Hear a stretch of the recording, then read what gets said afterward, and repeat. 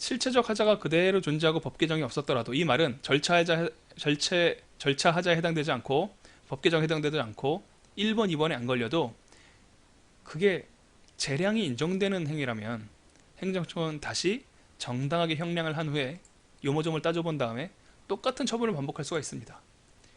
왜 재량의 하자는 재량의 일탈, 재량의 남용, 오형량 이런 게 있거든요. 아예 상황 재량 자체를 안 했다는 이유로 취소를 당했어요. 그럼 나중에 재량을 잘 행사를 해봤더니 역시 영업정지가 맞는 것 같아. 그러면 영업정지 또 할 수 있는 거죠. 마지막으로 모든 경우에 해서 통용되는 말인데, 나머지 모든 이유를 이게 기본적 사실관계 상해라는 말이 다 포함한다고 설명할 수도 있습니다. 실체적 하자가 그대로 존재하고 동그라미 1번이 아니고, 법 개정 없었으며 동그라미 2번도 아니고, 기속행위이더라도 동그라미 1, 2, 3에 모두 해당되지 않더라도 기본적 사실관계 동일성이 없는 새로운 사유를 들어서는 동일한 처분을 반복할 수 있다. 1월 1일 날 걸린 것은 바퀴벌레뿐만 아니라 청소불량도 걸렸어요. 환풍기가 없다는 사실, 미세먼지가 많다는 것도 걸렸습니다. 그러면 미세먼지나 청소불량을 이유로서는 똑같은 처분, 주상 1주가 처분의 동일성 판단의 기준이라고 그랬죠. 관악구청장이 갑에게 1월 1일 날 6개월의 영업정지에 처한다. 어디에 미세먼지가 있고 어디에 바퀴벌레가 있습니까? 똑같잖아요. 바퀴벌레 때문에 하는 영업정지나 미세먼지 때문에 하는 영업정지나 1월 1일 갑한테 관악구청장이 똑같아요. 동일한 처분이라고 할 수 있습니다. 반복할 수 있어요. 기본적 사실관계가 바퀴벌레와 미세먼지로 다르면 동일한 처분을 반복할 수 있습니다. 그래서 여기까지를 보면 기속력이 되게 어려울 것 같은데, 개념 성질 금방 외우셨잖아요. 요건도 주객시로 외우셨죠. 효과는 반복금지효가 핵심이라고 했어요. 그 중에서도 재처분이 가능한 반복금지에 걸리지 않는 경우가 절개재기, 이렇게 정해진다고요.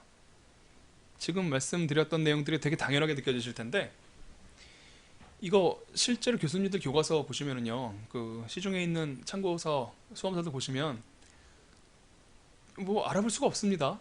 여기 지금 제가 구획을 나눠서 설명드린 내용들이 엄청나게 섞여서 나와요. 여러분들이 이 이야기를 정확하게 따라가시기가 쉽지가 않을 겁니다. 이 틀을 잘 알고 계시면은요, 왜 우리가 그런 연습했잖아요. 의, 요건, 절차, 효과에 맞춰서 법조문에 나와 있는 아주 복잡 다단한 내용들을 해쳐모여 재배치하면 멋진 내용의 흐름을 만들 수가 있었잖아요. 여러분들이 앞으로 무슨 책을 읽으셔도 좋습니다. 기속력 공부하실 때는 의, 요건, 절차, 효과인데, 의의 개념 성질, 요건의 주객시, 효과의 복제결, 특수문제로 절개재기, 재처분할 수 있는 경우, 이 틀을 가지고서 내용을 해쳐모여 하시면 훌륭한 스토리가 만들어질 거예요. 그럼 다 알아볼 수 있습니다. 교수님들이야 대가들이시기 때문에 막 난섭하게 이야기를 해도 스스로는 다 이해를 하세요. 하지만 공부를 하는 우리들은 그게 어렵잖아요. 이 틀을 가지고 계시면 다른 사람들보다 훨씬 빨리 정리하고 훨씬 많이 외울 수 있습니다. 그래서 반복금지효가 제일 중요했고요. 재처분 의무는 거부처분 취소소송의 특유한 기성력의 내용이에요. 제3자의 행정행위가 절차상 하자로 취소된 경우도 해당되는데, 일단 기본형으로는 거부처분 취소되는 경우에 특유한 기성력 내용이다, 이렇게 알고 계시면 이해가 훨씬 빠릅니다. 그래서 가장 주요한 형태인 거부처분 취소의 경우 말씀드려요. 유해화학물질 공장 설립 허가해달라라고 신청을 했는데 거부당했어요. 근데 그 거부처분이 취소소송에서 취소되었습니다. 거부처분 취소소송 승소했어요. H 공장장이요. 그러면 도지사는 판결의 취지에 따라 다시 이전의 신청에 대한 가부간의 처분을 해야 되니까 아마 설립허가 해줘야 되겠죠. 행정청의 처분의 내용은 판결의 취지를 존중하는 것이면 되지, 반드시 공장 설립 허가를 해야만 하는 것은 아니라고 하지만, 대부분의 경우 뭐 95% 정도는 공장 설립 허가를 하게 됩니다. 뭐 약간 다른 내용들의 얘기가 나오는데요. 이거는 전체적인 내용 흐름과는 큰 상관없는 거예요. 재처분 의무가 발생을 했다. 그러니까 공장 설립하고 해줘야 되는데 계속 세워라 내워라. 뭐 다른 일이 바빠서 그러다가 결국 건수를 하나 잡았습니다. 참다 참다 이 사람이 견디지 못하고 뭐 아직 허가를 받기 전에 뭐 공장 만들려고요. 건설 인력들이 와가지고 서성서성하고 있으니까 이분들 추운데 그래도 떨지를 마시라고 텐트 지어드렸더니 아니 아직 설립 허가 처분 안 해서 공사 시작하면 안 되는데 무슨 뭐 구정으로 만들고 있느냐 그러면서 너 말 안 들었으니까 취소. 이러면 안 되겠죠. 이런 경우에는 유효한 재처분이 될 수가 없다. 두 번째로 재처분 의무가 인정되는 것은 제3자의 행정행위가 절차상 하자로 취소된 경우 이건데 이거는 좀 특수한 경우라서 잠깐 집중해서 무슨 뜻인지 이해하신 다음에 나중에 필요할 때만 다시 떠올리시면 됩니다. 30조 2항이에요. 신청에 따른 처분이 절차의 위법을 이유로 취소된 경우에는 거부처분 취소 판결에 있어서의 재처분 의무에 관한 규정을 준용한다. 이게 문제가 되는 상황은 이겁니다. 이거 말만 들어서는 무슨 얘기인지 어리둥절할 거예요. 신청을 인용했습니다. 공장 설립 허가했어요. 그러면 공장주한테는 수익적 처분이죠. 하지만 과수원 주인한테는 이거는 재앙이잖아요. 취소 소송을 제기를 했습니다. 그러면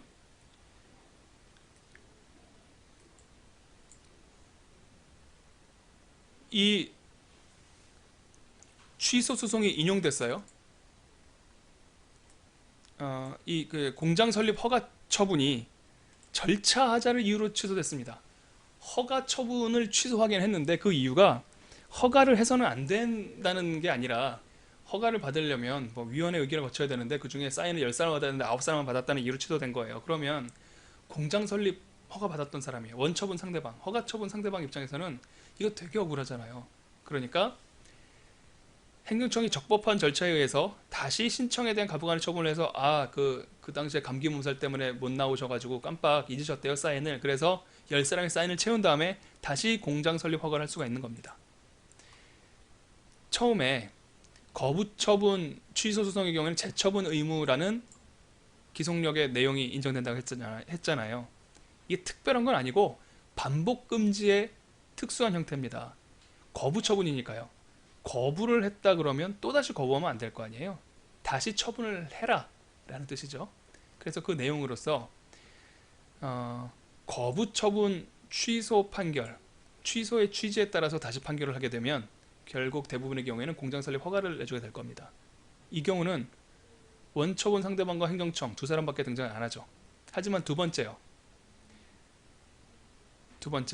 제3자의 행정행위가 절차상 하자로 취소된 경우 이거는 등장인물이 세 사람이에요. 그러니까 우리한테 익숙한 과수원 공장 사례를 생각하시면 돼요.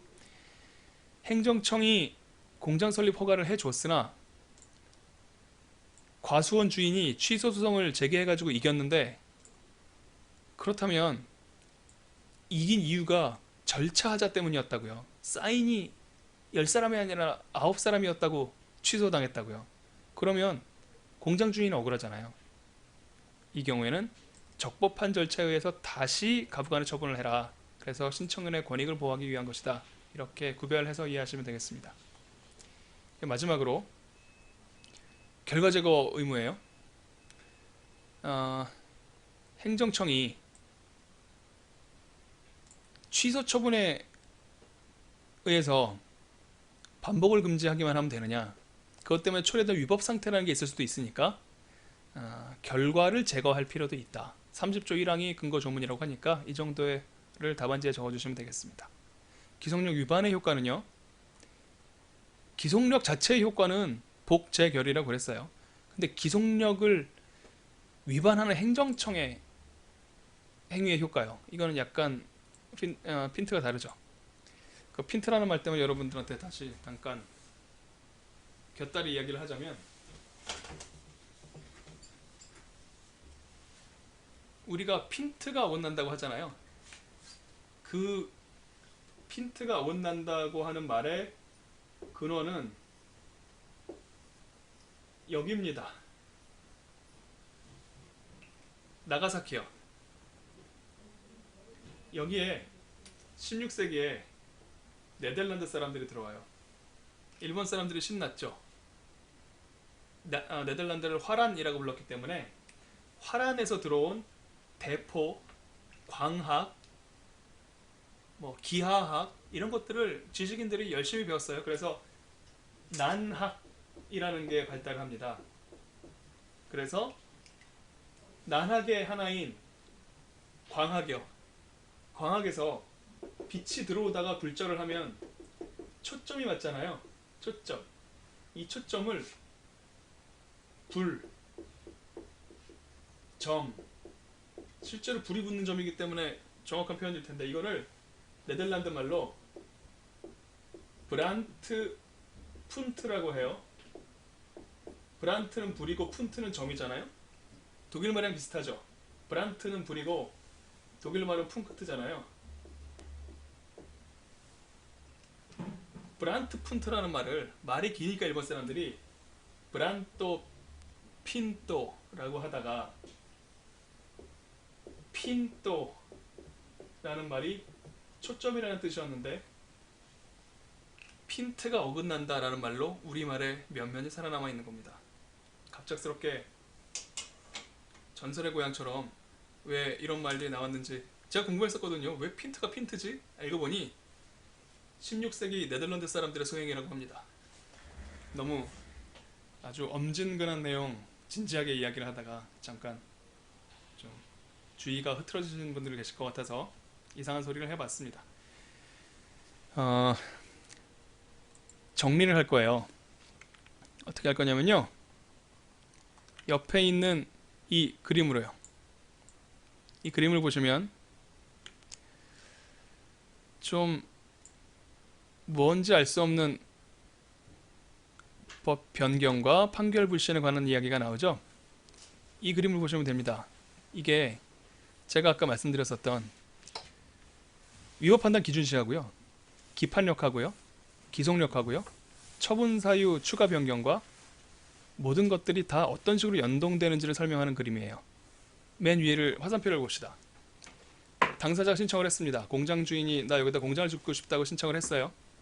그래서 도지사가 지어도 좋아 라고 처분을 했습니다. 그리고 이 처분에 대해서 소가 제기됐어요. 나중에는 결국 변론 종결이 되고 판결이 일어났습니다. 기속력의 기준시는 처분시라고 말씀드렸죠. 그리고 기판력의 기준시는 판결시라고 말씀드렸죠. 기속력과 기판력은 그래서 처분 아래에 기속력을 적고요, 판결 아래 기판력을 적으면 돼요. 특징들을 비교할 수 있습니다. 기속력은 행정청에 대해서 미치는 효력이죠. 기판력은요, 원고와 법원인데 여기서 중요한 사람은 이제 원고에게 미친다는 거고요. 목적도 다릅니다. 그 아래 for 기속력은 판결의 실효성 확보를 위한 거고요. 기판력은 모순저촉 방지입니다. 여기까지는 외운 바랑 일치해요. 뭐 처분시가 기속력 기준시고 판결시가 기판력 기준시라고 했으니까 그런가 보다 할 텐데 좀 이상한 게 보이지 않습니까? 그 아래에 있는 파란 연두색 줄, 그리고 분홍색 줄, 빨간 줄, 파란 줄, 이걸로 제가 드러내고자 하는 게 있었는데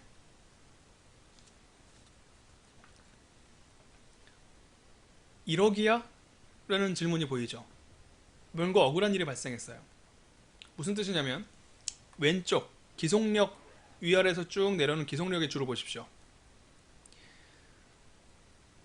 나중에 맨 위에 있는 화살표요, 법 변경이라고 적었죠. 위법이 적법으로 되거나 적법이 위법으로 되거나 어쨌든 나중에 법이 변경이 되어서 적법하게 됐다고 해봅시다. 법 변경으로 적법, 이 느낌표는 그런 주장을 한다는 뜻이에요. 법이 변경됐으니까 이제 적법하다, 난 똑같은 처분을 하겠다 그러면 재허가가 가능해요. 거부처분이라고 이제 상정을 한 거죠. 나는 공장을 짓고 싶습니다. 그러니까 안 돼 라는 거부처분을 했는데 취소당했어요. 거부처분 취소 소송이 됐으니까 아니 당사자는, 공장 주인은 이제 공장 지을 수 있는가 보다 생각했는데 나중에 법이 바뀌었다는 겁니다. 그러니까 법이 변경됐으니까 나는 여전히 거부야, 너 공장 못 지어. 그러면 기껏 재판 이겨놓고서 억울하게 되죠. 그러니까 행정청은 나중에 바뀐 사정 변경으로, 법 변경으로 판결의 결과를 뒤집을 수 있는 셈이 되는 거예요. 하지만 당사자한테 미친다는 기판력을 볼까요? 위에 있는 큰 화살표는 이제 오른쪽 라인인데, 판결시를 기준으로, 그러니까 변종시 판결시를 기준으로 기판력이 발생을 하잖아요. 원고한테 발생을 하고. 따라서 법이 변경된 사건은 판결시 이전입니다. 변종시 이전이에요. 그러니까 와, 내가 처음에 제소했을 때는 내가 그냥 지는 거였었는데 나중에 법이 변경되는 바람에 이길 수 있게 될 것 같아. 그래서 다시 제소하잖아요. 그렇다고 승소할 수 있느냐? 안 됩니다. 법이 변경되었으니까 이제 위법해졌는데 왜 내가 또 다시 제소하려고 그러는데 안 된다고 하느냐? 안 돼요. 기판력은 변종시가 기준이거든요. 그 이전에 있었던 모든 사건은 안 됩니다. 1억이야? 뭐 1억이야 라는 얘기를 듣고서 그래 너한텐 그래도 돼 라고 뻗대는 게 판결시설이에요. 그리고 1억이야? 사실은 그럴 수가 없지 라고 얘기하는 게 처분시설입니다. 그리고 이럴 때는 이럴 수도 있죠, 저럴 때는 저럴 수 있어 라고 얘기하는 게 절충설이에요. 이 아래에 나온 거는 어, 처분의 위법성 판단의 기준 시점에 관한 학설 대립이거든요. 이게 실천적으로 어떤 위법성 판단의 기준 시에 관한 이 학설들의 대립이 실천적으로 어떤 영향을 미치고 어떤 연계가 되는지가 눈에서 안 들어오셨을 텐데, 그래서 이 그림을 제가 그려드린 거예요. 판결시설이 아니라 처분시설이 다수설이잖아요. 처분시설에 의하면 행정소송 적법성 통제의 복무함으로 권력분립상 그럴 수 있다는 겁니다. 판결시설에 의하면 권리구제를 위한 제도이기 때문에 판결 불신의 원인이 돼서는 안 되겠으므로 이런 결과를 인용합니다. 이제 절충설은 계속적 처분, 미집행의 처분, 거부 처분 이런 것들을 말씀드렸었죠. 이게 기준시와 처분사의 추가 변경과 기판력과 소송력과 기성력과 소송물을 일망타진하는 그림이에요. 기성력 확보 수단으로 간접 강제 제도를 두고 있습니다. 근거 법령은 34조고요. 이런 간접 강제가 심리적 강제 수단에 불과한 것으로 본다. 이렇게 적어드렸어요. 전체적인 내용의 흐름은 기성력 공부했습니다. 개념 성질 주객시 복제결 절개제기, 이걸 알고 계시면 기성력에 관한 어떤 문제라도 풀 수 있어요. 여기에 맞춰 대입하시면 됩니다. 성질상 개념 성질은 의, 주객시는 요건, 복제결은 효과, 절개제기는 효과에 관한 특수 문제, 또다시 거부 처분할 수 있는 경우, 또다시 침익 처분할 수 있는 경우, 어쨌든 이 반복을 할 수 있는 경우요. 기판력에 어긋나는 것처럼 보이지만 안 어긋나는 특수한 예입니다. 잠깐 쉬셨다가 또 다음 내용 공부해 보도록 하죠.